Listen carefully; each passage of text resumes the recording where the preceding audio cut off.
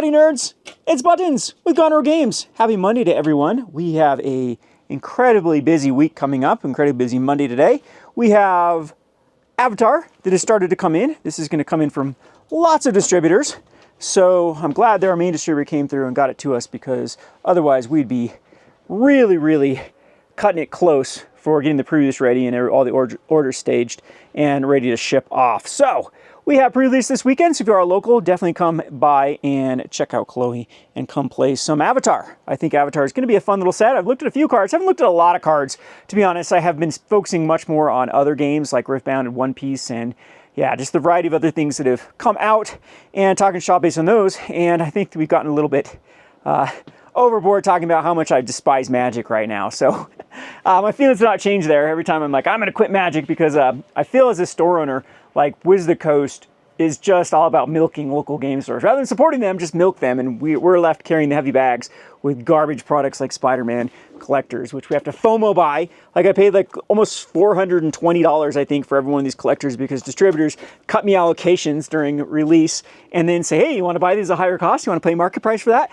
And that's the same crap for Pokemon too. So I wish these two companies specifically would get their act together and make sure that things are going through distribution properly, rather than going these backdoor deals and then making game stores actually pay premiums because we're so desperate for products. But that is, of course, a video for another day. We're going to get back to the subject at hand. Like I said, we have a lot to talk about for Magic the Gathering. There's been a ban list that has been released. I'm going to go ahead and check out that ban list and probably give an overview over the Rogue Deck Builder. And we have like a top 10 video for Avatar cards. I haven't even looked at Avatar cards. So this is probably a good time today to sit down and actually look at them. Oh, the spoilers that I have seen, though, are quite disappointing. I think that it's such a word salad set. No, actually, what I'm kind of frustrated with Magic is that it almost feels like they've done everything, and every set is just becoming so repetitive that then they have to like slap on something to make it interesting. So it's like, oh, we'll create this card that we've created before, but we'll give it Death Touch. You know, that type of stuff, which is, I don't know, we're kind of in the late stage of a card game of what they've really been they can't really do much more except for these little subtle power creeps. And so there are some things with Magic that I have enjoyed. Like, I remember when sideboard cards used to be specifically sideboard and very niche. And now what they've done is they've created like sideboard cards to be more like 3-in-1s. So it's like, okay, we're going to let this card be a sideboard for hitting the graveyard and for artifacts and for enchantments, rather than like one of them, and also give it some sort of ability that is relevant in like the draft environment. So kudos to like limited environment for Magic. I'm still a huge limited player. I'm excited to play Avatar. That might just be my relationship with Magic now. I might dabble in Standard from time to time, but I think that it's just gonna be, and to be honest though, how much sets they're releasing right in a row, I think you can easily get your fill of Magic the Gathering by just playing the pre-release in like one draft, and then wash your hands and then move on to the next when it's time for the next set to be released. So I wish Magic would slow down, but there's plenty of content just with the release schedule to kind of enjoy the game. So yeah, a little bit of backstory too. I know that a lot of you are new to this channel and new to me and don't understand where I kind of come from in the YouTube space. So before this channel, I had a channel called the Rogue Deck Builder. I was actually one of the largest gameplay channels at the time. I mean, 8 years ago, I think I had like, I started like 10 years ago, 11 years ago, and I think about 8 or 7 years ago, I got all the way up to like 25 or 30,000 subscribers. So I hit that little benchmark pretty quickly with the Rogue Deck Builder, and was sponsored by a few different sponsors to create videos for them. Played on a pro tour, used to travel to all the Grand Prix that were in traveling distance from Utah, and used to play in the competitive scene up in the Salt Lake area. So Magic was like my first love, and is the whole reason why we actually started at a card store. So me now being kind of a Debbie Downer with my relationship with Magic now, it's kind of sad. It's frustrating for me, but I have moved on to other joys, and those joys are definitely One Piece and Riftbound. And I know I got a lot of flack from my last video. Did a little more research into things like Star Wars Unlimited and Lorcana. I think I need to do a rebuttal video for some of the comments in the comment section of that particular video. What I'm referring to is the barometer video that I put out of how I felt about the games, the big games right now. So I actually did look over some data, and I'll change my opinion a little bit on Lorcana, but Lorcana is still the bottom of the barrel. So of all the major TCGs, by any metric you want to use, it's card singles being sold, boxes being sold, total cumulative spend across products, Lorcana is kind of the bottom of the barrel compared to Star Wars Unlimited, Gundam, One Piece. It was actually Gundam that surprised me, that the sales data for Gundam. You know, Gundam is outselling One Piece? That's insane. Like, One Piece has been around for so long, and these last sets for Gundam have just knocked even One Piece out of the park. So I'm actually liking Gundam. We still do Gundams on Friday, and I've created a deck, and I've started to learn the ins and outs of Gundam, and it's definitely not as bad of a game as we initially thought. Coming from One Piece over to Gundam, I think is kind of awkward because you're so used to the tempo of how One Piece feels. And I think the people that actually pick up Gundam before One Piece actually might appreciate it more. But a lot of my One Piece players, it's just kind of frustrating going from kind of the counter abilities of cards being able to be used as defensive, and you feeling like quite helpless in Gundam of not being able to kind of have that back and forth. But I started to learn it more and more. And of course, Riftbound. So Riftbound is something I need to do a huge update video on, because Riftbound feels different. Now, I mentioned some card games before, like Star Wars Unlimited, like Lorcana, and when those had their first sets, they had insane sales too. So to say like, oh, Riftbound is so much greater than, because I just remember, do you know that Lorcana was only like 2 years ago? That's how quick it was. I think it was August of 2023. And I remember we were at like a lull of Pokemon and Magic, and that's when Lorcana kind of came in. They're coming off highs, both Magic and Pokemon were coming off highs, and Lorcana comes in and they were able to kind of ride those highs, and then everyone went nuts with that first set with First Chapter and then with Floodborn, and we had people chasing Enchanteds, and if grading was a thing back then, I think that people would have graded cards like crazy, would have gone through that whole shindig with people sending things off and get graded. And I remember like all the what I call it the tourist channels. There's a couple guys, I won't name names, but there's some obnoxious people that have existed in the TCG community for quite some time. They're the biggest tourists. They'll get into whatever's hot, and then they'll spam Twitter and YouTube of all their polls, and start hyping it up and stuff. And I remember with Lorcana, everyone got on board, and all of them have jumped ship for now. So again, I do need to do a little bit of a retraction for Lorcana, because the numbers of Fabled are definitely not as bad as Reign of Jafar. I think Reign of Jafar, if you compare a lot of the numbers from a set ago for most things, like One Piece especially in Gundam, so they're on, they've had a set release since Jafar to Fabled as well. And again, every other card game is knocking Lorcana out of the park. But give credit where credit's due, I have researched into like viewer counts for Lorcana, the championship tournaments, and it does seem to be in better shape than I wanted to admit. However, I do think that we are still in like a glut of card games, and especially with Riftbound coming out, I think that Lorcana is probably the most in danger of being hurt by like the new, what I say, the cute girl on the block, where all the TCG people that play TCGs are going to kind of gravitate towards that. And that's what we're seeing. Like Riftbound, what I wanted to say, why it feels different, is we didn't have this much energy as far as like competitive play moving over. Star Wars Unlimited, you had Star Wars Unlimited, Lorcana, and Flesh and Blood. Now, I don't want to be offensive here, but I'm being offensive.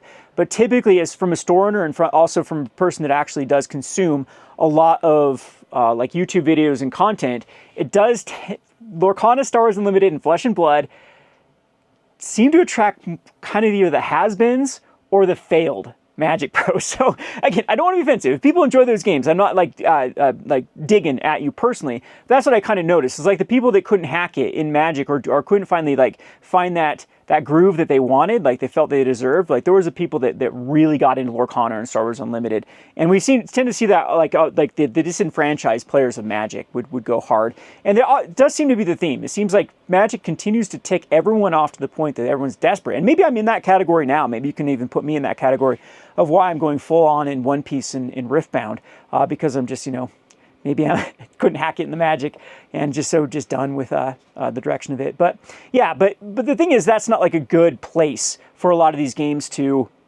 have kind of their starting point is like, oh, well, I'm so pissed at Magic, I'm going to go over this game. Now, Riftbound, it does seem different. We definitely have that element. It's hitting the perfect groove there with everyone so mad at Magic. And like I said, Magic's feeling so samesy. To me, it's feeling like a very late stage card game where it's done everything it can do. The commander cards just seem like they're like, if you looked at like a lot of avatars, it's not a lot of new interesting stuff. It's like we already have a deck that does exactly what it does. Like what was the complaint a couple years ago with Boros especially? Like how many times have they done like a Boros aggro, like take extra combats in Commander? And it was like every one they threw out was like another one. And that was like the same thing with like, is it spells or Celestia enchantments. Like every commander deck that came out was like, don't we already have this commander deck with a different name? And that's what it's starting to feel like with like especially Avatar. When I was looking at a lot of the spoilers, like, this is just the exact same as this card. This X card is the exact same as Y card. Is it really going to inspire enough people to actually want to build a commander deck rather than them just having some sort of affinity to like Avatar?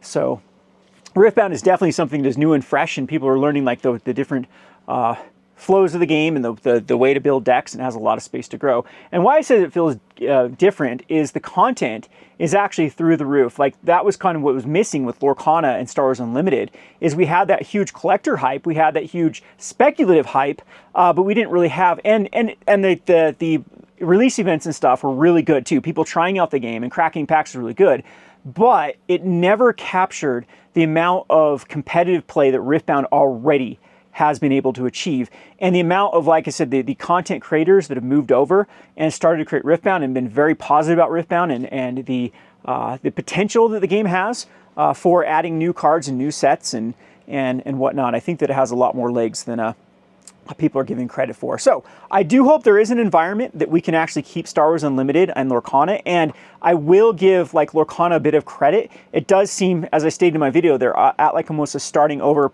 period where they're trying to do it right this time, where I think they came out the gates thinking, we're Disney, we can just do what we want, we can get people to buy enchanted cards like we're Pokemon, and that failed. And especially I still don't like a lot of the decisions like shutting down Pixelborn and basically giving the middle finger to the community that built their game, because one of the reasons why Lorcana was able to just come out running was because people were playing it on Pixelborn way before the sets were even released.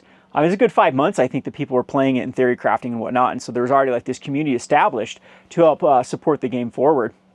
And so it does seem like, again, Lorcana is doing the right things now. I'm a little bit worried it's a little bit too little too late, especially, as I stated, with the new cute girl on the block that is getting everyone just, Twitter-pated about playing Riftbound. So, yeah, and Gundam, One Piece, all those things are going to, everyone's going to start in 2026. I think that is going to be the kind of the name of the game, is the consolidation, and everyone's going to be, kicking and screaming to try to keep their place in the TC world, especially with, other things like sorcery and yeah, I'm sure there'll be other games that are going to come out. So again, more the merrier. I want the most competitive, most competition, because I think competition actually forces companies to do the right thing. And maybe we'll see that eventually happen with Magic, because as I stated, there just seems to be this like feeling in the air of everyone just really disappointed. I mean, I think the excitement for Avatar would have been insane. Like if it would have come off of like Final Fantasy, and there just is just this kind of lull with Avatar. It started to gain up traction again, but like right after Final Fantasy, I think that was like the most excitement people had for Avatar. And then with the bungling of Spider-Man, and like as I mentioned earlier, I don't think that they picked a category they didn't tick off with Spider-Man. It's distributors, players, stores, collectors, everyone's mad about this stupid set because of how terrible it was mismanaged. And sold anyway though, so I doubt that Wizards of the Coast is going to care. Do have a couple more of the more edited videos that I've been working on. I hope I can find some time to actually get those done, because I think they would be beneficial to like more getting out my thoughts of what I think of the overall kind of state of the TCG world is. But like I said, we have a lot to get going here. We also had some One Piece finally come in, so we got the One Piece. So I got enough for my pre-release. We actually played my pre-release, and these boxes left over, I can actually start shipping off to patrons, keep a few boxes for the store, because we do have a very, very ravenous group here for One Piece. We sell a lot of One Piece. I think One Piece is outselling Magic right now for total spend. And yeah, so we'll have to see what to do with that. And same with the Gundam. Like Gundam, this is kind of my allocations for Gundam. It was super, super small. So like 4 boxes and a couple starter decks is like all we were able to get from one distributor. Sold all the other stuff that came from the other distributor. So very still frustrating time to be a store trying to grow and expand. Like we're not even getting near enough for our locals, let alone kind of the patron program that I have going on. So anyway, but I appreciate everyone for sticking around, and I do enjoy your comments, and feel free to disagree. Just again, keep it respectful in the comment section. I'm not trying to like the one thing that kind of drives me nuts, you guys are absolute morons to think that views matter on YouTube. I'm such a small channel that like clicks do not matter. I do this because I like to do this. Like I like to create videos, and all these like accusations that I'm drumming up drama for Lorcana or Flesh and Blood or whatever game you guys are so passionate about to try to get clicks. That's not at all what I am trying to bait people into. I honestly sat down, looked at the data, and especially looking at Reign of Jafar and like even into the Inklands and stuff, and looked at the Fable a little bit, but typically I don't like to look at the latest sets because you get kind of a missed picture because it hasn't completely strewn out over months of seeing how, I mean, look at Spider-Man. If you went week 1 or week 2 of Spider-Man, you would definitely think that Spider-Man was an absolute, banger of a set with $800 collectors and whatnot. So again, I'm not trying to attack your mother. If you enjoy Lorcana, if you enjoy Flesh and Blood, keep enjoying them and keep fighting for your community. But kind of tone down the accusations that I'm trying to bait and whatnot. So anyway, be looking forward to some videos again throughout the week for this channel as we get into Avatar. As I stated, I'll probably open up some pre-release packs on the other channel and give you my thoughts on my top 10 cards I want to brew. And we'll see if Magic can actually find that place in my heart again. But again, right now, it's just having so much fun with Riftbound that the Riftbound and One Piece just seem like old school Magic. Like everyone's so excited to come in. We've had multiple pizza nights here where I cooked pizza and just sat down and played and theory crafted. Like Saturday night, that's all we did was open up some Riftbound, and everyone was building decks and like, oh, I wonder if this card would actually go in this, and then playing it in multiplayer and single player, and everyone talking and chatting and playing the damn game, which is a far cry from what like Pokemon and Magic has evolved into. I guess I wanted to show this too last time. Like I said, like what's so frustrating with this, guys? It's a game. So I think I mentioned this in a video of the frustrations of I don't know how well everyone's getting this. Maybe I'll find it on a table. Better lighting here. But this grading is got to go. This is cardboard, guys. That's all it is, a foil cardboard. There's nothing intrinsically valuable about this stupid thing. So a lot of them are going to come with minor defects. Minor defects in the pack opening. And so this was sent back to us because we sold this near mint, and this person wanted to get graded. And of course, right off the bat, this isn't going to get a 10 because there is a slight, like, I don't know if you can see that whiting on, it's not really picking it up here. But look at this card. It's just pure, perfect. No scratching, nothing on the card whatsoever. And there's just like a slight imperfection of what we call like just pack defects. And those are considered near mint. If you actually look at eBay's, TCG Players, anyone with a grain of salt in, or not with a grain of salt, what's the word I'm looking for, Talmadge? What's the analogy? A lick of worth here, that is near mint. It's not, the TCG Player does and eBay do not allow the sales of mint because mint is so incredibly rare to pull out of a pack. And so that's why they do near mint and lightly played and those sort of gradings. And like these minor imperfections are still near mint. So we're just so frustrated because we don't really have the greatest amount of people in this area that want to buy like more of the expensive cards. I think that card right there, that Zoro's like a $60 card. Why would you grade a $60 card? It just makes no sense to me. I know it's an alt art. There's other versions that are cheaper, but still, it's not, in the scope of things, it's not a rare card. These are like one out of every box. I think you get two. Don't you get two of them out of a box of a specific alt art secret rare? So there are thousands, tens of thousands of copies around. And so why in God's name are people getting these things graded and thrown into in these little hard cases? It's ridiculous at that point. So yeah, so frustrations all around of running this business. So I understand like opening up like a super ultra rare card, but you guys really think that 3, 4, oh, speaking of Lorcana, that's a good analogy right now. Like one of the metrics I was using for Lorcana, you know that most enchanteds are at their all-time lows from rotated sets. And people are going to say, well, Kevin, it's rotated. It's like, people have less of them in decks. Well, a lot of these cards weren't seeing play in decks anyway. Like the Mickey Mouses, the Stitches, the Elsas, the Bells. What I liked about one of the first sets with Bells, the Enchanted wasn't the version that saw play. It was like the rare version or the other one that did. And some of these held values based like solely on collectability. They weren't seeing decks anyway. Yet after rotation, we've seen just like a dumping of cards. And the whole thing is, I'm just telling you, there's too much cardboard out there. I think that people vastly underestimate how much of what we consider rares, even things like enchanteds or like I said, an alt art from One Piece, they're not rare. They're not worth getting graded and holding on to like long term of some sort of like speculative, like we're on a phenomenon right now that will burst eventually for Pokemon. And if Pokemon's able, it's because they're the one company that was able to capture generation to generation to generation and be able to keep feeding that sort of like that frenzy. Things like Lorcana, things like, and now with Lorcana especially rebranding, like again, you can't have your cake and eat it too. Like people that are talking about, okay, Lorcana has like all these people playing it and stuff, that will lead into like an ecosystem, people wanting to collect cards, sure. But like, it's not going to be the same as Pokemon. And people are kidding themselves with these One Piece cards and these Lorcana cards and even Gundam cards, even even Magic the Gathering cards that think they're going to be worth money, like they're going to triple, quadruple up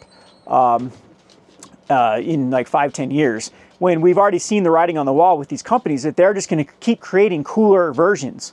So I think that Pokemon is the one exception because they were able to capture that, and now we're in this like everyone believes Emperor's has clothes with Pokemon, and so it's gonna continue to feed this cycle. But all these other card games, no.